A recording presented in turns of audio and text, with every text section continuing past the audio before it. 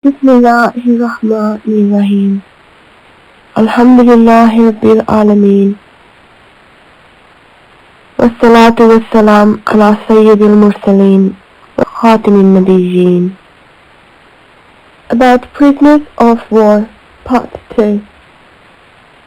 There is another book also in Fathul Bari and Nizul Madinah that leader Abu Samam Ibn Asal imprisoned and presented to the Holy Prophet sallallahu alaihi wasallam.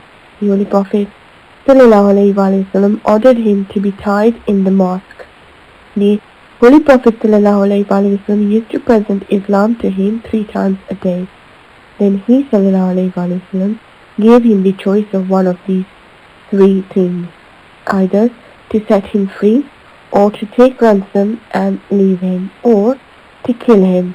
He replied that if you kill, you will kill a great person and take a ransom, but you will take a ransom from a great man, and if you free him, you will free a great person. The only thing left is that if I become Muslim, by Allah, I will never accept Islam under coercion.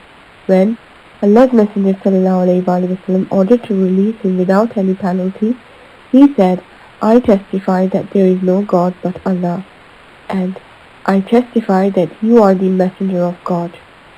Most of the scholars have opinion that rulers should present Islam before war prisoners.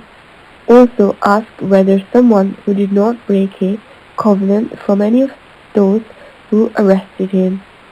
Ibn Abbas says that the Holy Prophet ﷺ gave the option of releasing prisoners of war with ransom, or freeing them or keeping them as slaves, or to be sentenced to death.